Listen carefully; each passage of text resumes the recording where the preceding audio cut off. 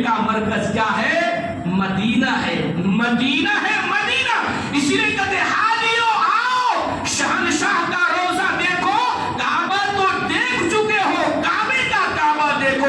خدا کی قسم حضرت عبد المطلب فرماتے ہیں کیا کہ جب میرے محبوب پیدا ہوئے، میرے محبوب پیدا ہوئے، میں خانہ کعبہ کا چکر لگا رہا تھا، دیکھا کہ اچانک خانہ کعبہ جو ہے جھک گیا ہے۔ میں دیکھا کدھر جھکا؟ دیکھا کہ میرے گھر کی طرف رخ کر کے جھکا ہوا ہے، میرے گھر کی طرف جھکا ہوا ہے۔ گویا کہ کعبہ کا مرکز میرے آقا صلی اللہ علیہ وسلم کی ذات اطہر ہے، میرے یعنی میرے آقا کی ذات مزار پناروار آج بھی جو ہے خانہ کعبہ کا اور مکہ مکرمہ کا مرکز جو ہے کہاں ہے؟ کہاں ہے؟ مدینہ المنورہ، گنبد خضرا ہے۔ اس لیے سرکار اعلیٰ اور اعلیٰ حضرت فرماتے ہیں ان کے طفیل خدا نے حج بھی کرا دیا۔ سبحان اللہ، ان کے طفیل خدا نے حج بھی کرا دیا۔ اصل مراد حاضری اس پاک در کی ہے، اصل مراد حاضری اس پاک در کی ہے۔ سرکار اعلیٰ حضرت فرماتے ایک مرتبہ درود پڑھیے اللہم صلی علی سیدنا شفیعنا حبیبنا مولانا محمد عدد ما فی علم اللہ صلاۃ دائمۃ بدوام اللہ صلاۃ و سلام علیک یا سیدی یا حبیبی یا رسول اللہ صلی اللہ تعالی علیہ وسلم۔ اس جمعہ گزشتہ جمعہ سے پہلے اس جمعہ کو حج کے بارے میں بیان کیا تھا۔ میرے آقا پیر مرشد حضور تاج شریف اللہ علیہ کا عرس مبارک آ گیا تھا، اسی لیے میں نے پچھلے جمعہ کو حضور کی شان میں بیان کرنا ضروری تھا، کیونکہ آقا ہے ہمارے، ان کا سایہ ہمارے سروں پر ہے، ان کا صدقہ ہے کہ مسجد میں بول رہے ہیں، ان کا یہ نورانی چہرہ آج بھی آنکھوں کے اندر سمائی ہوئی ہے۔ اللہ نے وہ جاذبیت عطا فرمائی تھی علم کے اعتبار سے، عمل کے اعتبار سے، سنت کی پیروی کے اعتبار سے اور عشق و محبت کے اعتبار سے اللہ تبارک و تعالی نے میرے پیر مرشد حضور تاج شریف کا وہ مقام عطا فرمایا۔ وہ ذات ہے جو خانہ کعبہ کے لیے گئے تھے، چٹھی میں لکھ کر کے جو ہے وہاں کے متولی نے کہا کہ حضور خانہ کعبہ کو غسل دیا جائے، آپ اس میں شامل ہو جائیں۔ چٹھی لکھ کر کے درخواست لکھی تھی، متولیان نے خانہ کعبہ نے درخواست لکھی، چٹھی لکھی کہ حضور غسل دیا جائے گا خانہ کعبہ کو، آپ تشریف لائیے۔ وہ ذات سرکار حضور تاج شریف اللہ علیہ کی ہے۔ میں نے جمعہ کو آج بھی جمعہ کو یعنی حج کا مہینہ چل رہا ہے، ساری دنیا سے لوگ عاشق جو ہے قطار در قطار جو ہے پورے دنیا سے لوگ کہاں جا رہے ہیں؟ مکہ المکرمہ، مدینہ المنورہ، کسی کا فلائٹ جو ہے مکہ، کسی کا فلائٹ جو ہے مدینہ جا رہے ہیں، عاشق اپنی اعتبار سے جا رہے ہیں۔ لیکن خدا کی قسم رب نے کہا ہے وَلِلَّهِ عَلَى النَّاسِ حِجُّ الْبَيْتِ مَنِ اسْتَطَاعَ، لوگوں کے لیے لبنے اللہ نے تخصیص فرما دیا، للہ لوگوں کے لیے کیا ہے؟ اللہ ہی کے لیے، وَلِلَّهِ عَلَى النَّاسِ اللہ ہی کے لیے لوگوں پر ہے کیا؟ جس کو اللہ نے استطاعت دی، طاقت دی، وسعت دی، ضرورت دیا، مال دی، دولت دی، جہاد کرنے کی سعادت اللہ نے طاقت دی، جائے تو کیا کرے؟ صرف اللہ کے لیے جائے، اللہ کی رضا کے لیے، کسی کے دکھلاوا کے لیے نہیں۔ اس میں کیوں جمعہ کو بتایا تھا آپ کو کہ آدمی کو حج کے جانے میں سب سے پہلے اپنی دکان کو بند کرنا پڑتا ہے، کاروبار کو بند کرنا پڑتا ہے، گھر کو چھوڑنا پڑتا ہے، سب کو چھوڑ چھاڑ کر کے دوست احباب سے ملنا جلنا سب چھوڑ کر کے اس کے بعد جانا۔ لوگ پوچھتا ہے کہاں جا رہے ہیں؟ حج کے لیے جا رہے ہیں۔ اللہ نے کہا دیا خبردار، یہ اب لوگ پوچھے جب دکان بند کرو، گھر پہ پڑوسی سے ملنا بند کرو، سب بند کر کے جب جا رہے ہو تو لوگ تجھ سے پوچھیں گے کہاں کا ارادہ ہے؟ حج کے لیے جا رہے ہیں۔ تو جب حج کے لیے جانے کا جب ارادہ کر رہے ہیں، لوگوں جب پوچھ رہے ہیں، لوگ کو جب بتا رہے ہو تو خبردار دل میں جو ہے ریاکاری پیدا نہ ہو۔ سیاح کتنا کچھ بھی کر لے، تعریف کر لے، سب کچھ کر لے، لیکن تیرا دل ایسے پاک ہو، ریاکاری سے پاک ہو، دکھلاوا سے پاک ہو۔ اسی لیے آقا فرماتے ہیں کل قیامت کے دن جو ہے حاجی بھی آئیں گے، نمازی بھی آئیں گے، مجاہد بھی آئیں گے، اللہ کے حساب کتاب ہوگا، ہے نا؟ حاجی سے پوچھا جائے گا تم نے حج کیا کیا بتاؤ ذرا عمل، کہا کہ کیا اللہ تیرے لیے حج کیا؟ فرشتے سے اللہ فرمائے گا کہ اے فرشتے جا کر کے منہ کے بل کسے کر کے جہنم میں ڈال دو۔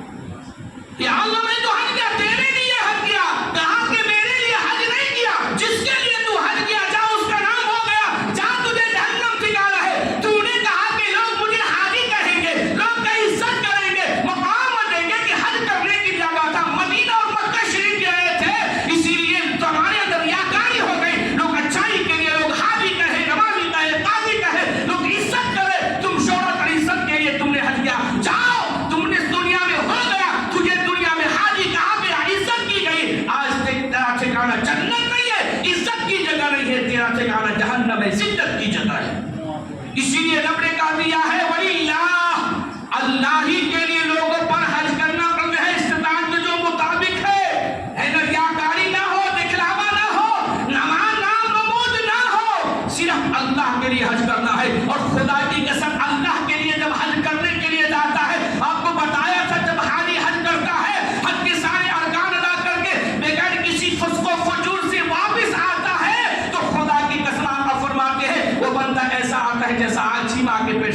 ہوا ہو۔ سبحان اللہ، گویا کہ اللہ تعالی حج کے صدقے میں ساری گناہ کو معاف فرما دیتا ہے، ساری گناہ کو معاف فرما دیتا ہے، ذرہ برابر بھی اس کے پاس گناہ نہیں رہتا ہے، نہیں رہتا ہے۔ جیسے بچہ پیدا ہوتا ہے بالکل بے جرم بے قصور ہوتا ہے، بے گناہ ہوتا ہے، اللہ نے اس کو گناہ اس وقت محفوظ رکھ کے رکھتا ہے، ایسے جو ہے بچہ پیدا ہوتا ہے تو حاجی ایسے حج کر کے واپس ہوتا ہے جیسے ماں کے پیٹ سے اس کے پاس کوئی گناہ نہیں کرتا ہے۔ اور خدا کی قسم بزرگان دین اولیاء کرام فرماتے ہیں ان کے حج کے مقبول کی سند وہ ہے جب بندہ حج کے آتا ہے ان پہلے سے زیادہ ان کے اندر عملی اعتبار سے جو ہے ماحول چینج ہو گیا رہتا ہے، اور پہلے نماز کبھی چھوڑ چھاڑ کے پڑھتے تھے، مستقل پڑھتے ہیں، پہلے گالی گلوچ بھی کرتے تھے، جھوٹ بولتے تھے، سب کچھ کرتے تھے، چہرے پہ داڑھی نہیں تھی، لیکن جب حج کر دیا تو چہرے پہ سنت سجی ہوئی ہے، داڑھی سجی ہوئی ہے، سنت کے مطابق لباس ہے، اور نمازی بن گیا ہے، تہجد گزار بن گیا ہے، تو اور بزرگان دین فرماتے ہیں یہ سند ہے کہ اللہ نے اس کے حج کو قبول کر دیا ہے، اللہ نے اس کے اوپر حج کو قبول کر لیا ہے۔ اور جو آنے کے بعد پہلے جو اور تھوڑا سا داڑھی رکھا تھا اور آنے کے بعد اور صفاچٹ ہو گیا، میں نے دیکھا، اسی مسجد میں دیکھا، اسی مسجد میں دیکھا، پہلے ذکر کے محفل میں بیٹھا کرتے تھے، لیکن جب سے حج سے آئے ہیں بند ہو گیا۔ کیوں؟ حاجی ہو گئے، وہ مکہ سے آ گئے، مدینہ شریف سے آ گئے، طواف کر کے آ گئے، عرفات سے اپنے گناہوں کو بخشا کر کے آ گئے تو پاک ہو گئے۔ گویا کہ اب ان کو عمل کی ضرورت نہیں ہے، ذکر کی ضرورت نہیں ہے، نماز کی ضرورت نہیں ہے، سنت کی ضرورت نہیں ہے، گویا کہ وہ معصوم بن کے آ گئے۔ نعوذ باللہ، خدا کی قسم سمجھیے کہ اللہ نے اس کے حج کو اس کے منہ پہ مار دیا، اس لیے آنے کے بعد لوٹنے کے بعد اس کو جو ہے شریعت کی پابندی کی توفیق نہیں مل رہی، سنت کی پابندی کی توفیق نہیں مل رہی ہے۔ خدا کی قسم وہ خوش نہ ہو کہ ہم حج کر کے آ گئے تو حاجی ہو گئے، جب تک اللہ کی بارگاہ میں اس کے حج قبول نہیں ہے، حاجی نہیں ہے، چاہے اپنے نام کے پیچھے کتنے بھی الحاج لگا لے، حاجی لگا لے، سنت کے مطابق زندگی نہیں گزر رہی ہے تو ان کا حج قابل قبول نہیں ہے۔ لوگوں کے اندر تو حج جا سکتا ہے لیکن اللہ کے نزدیک وہ حاجی نہیں ہے، اللہ کے نزدیک حاجی نہیں ہے۔